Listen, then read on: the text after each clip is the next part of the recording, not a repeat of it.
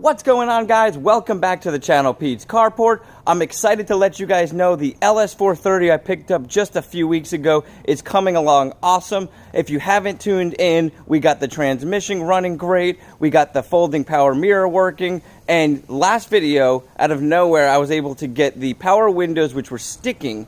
And this might be an issue you guys have, so go ahead and check that out below. I'm going to link those videos. But all I did was use 303 protectant. And today, this is 3 days later, the window is almost running like a brand new car. It is rolling faster than I've ever seen on these vehicles. So if you have one of these, I highly suggest as a preventative maintenance to do this even if it's not sticking. But now on to the Sunshade. So I have an issue that is probably different than most of you out there, and that is the brace snapped. And the owner of the car before me had it sitting in the back seat in the folding thing. So I took it out and said, all right, let me check this out, see what I can do with it. I got it to actually go back together with some JB Weld, which you see all over here. And that only held up for a day or two. And I actually had wrapped it with some fiberglass as well, and then put another coating of JB Weld over. Just didn't hold. The brake was right before the part that folds in. You can see here, basically, this is a folding arm that folds down. So what I was able to do is go down to Home Depot, pick up a sheet of basically aluminum bar that has holes all along it, and I was able to drill out the piece that was there, bolt in this piece, and then out of just playing around with it, I was able to basically take one of the straps that typically go on a hose and tighten the other piece up to it, and it is functioning perfect. The other problem was the sunshade along the top was falling out in a few spots, and if you haven't touched one of these before or don't understand it, there's a plastic rod that shoots down the whole thing and holds it up in there. So basically when that gets pulled out, the sunshade just falls out of the upper clip part. And I'm going to show you guys that a little bit more closer, and so you can understand it. And what I was able to do was kind of slide that piece back in, and ended up super gluing the ends on it, and that seems to be holding really, really well. Now, the main reason why I wanted to get this sunshade fixed is because I am in Florida. I just watched a video from somebody else talking about how cold it is up north. And let me go ahead. I'm going to show you guys the power window. I'm going to turn on the car, and I'm going to show you guys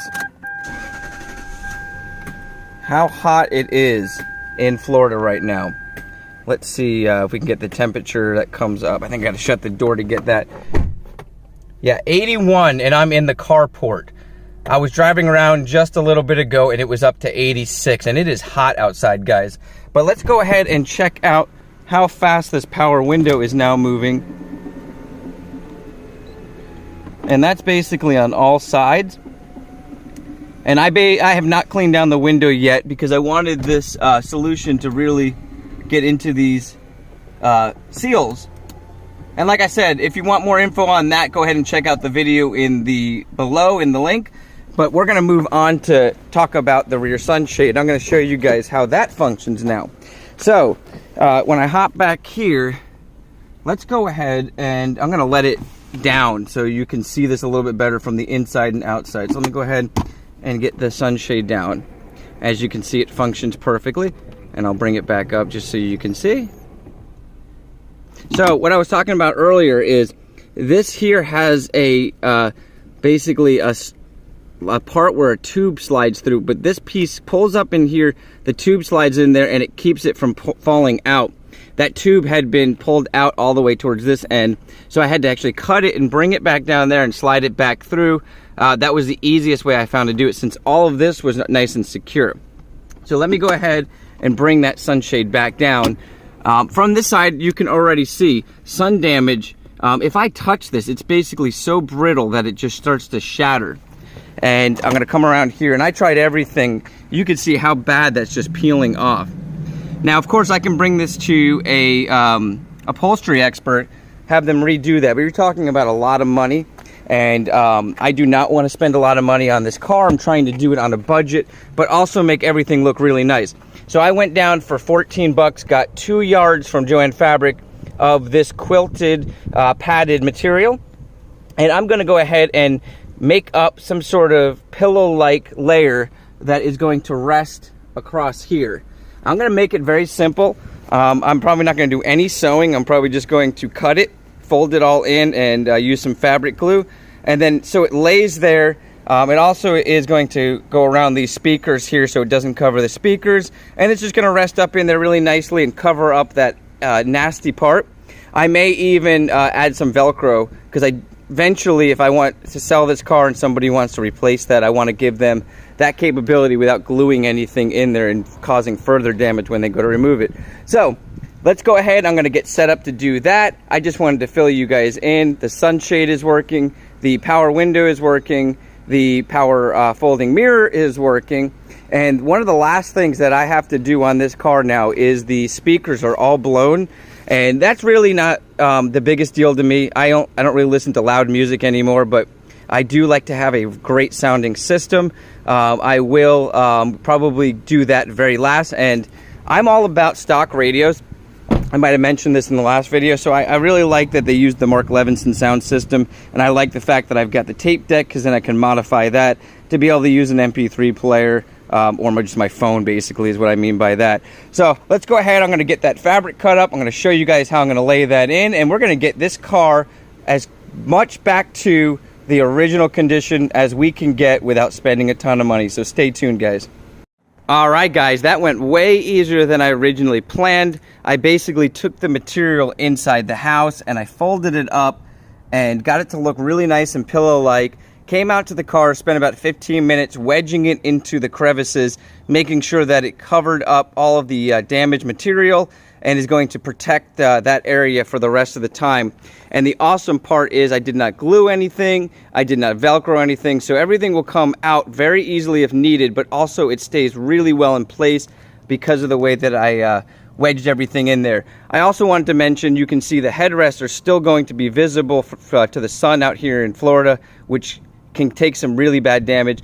If you haven't heard of this product, Bag Balm, it's awesome. You basically rub it in. It's like a Vaseline, but with a lot more things in there that help protect and moisturize leather. And you just rub it on there once a month, and that'll keep your seats like brand new. So if you have a brand new car, you put that on there, and your leather's going to stay new for as long as you have it, as long as you keep maintaining it with that. Let's go ahead and put the sun visor down now. I'm going to let you guys take a look at how this looks. And it basically just looks like a nice fluffy blanket that's laid in there really nicely. I think it accents the car very, very well, considering what I was trying to do. My goal was to cover up the damaged material and keep the rest of that area protected, because there was so much sun damage up there, and not make it look hideous. So the last goal was that it would be easily taken out, but would stay in place. So I think we accomplished what we were trying to do.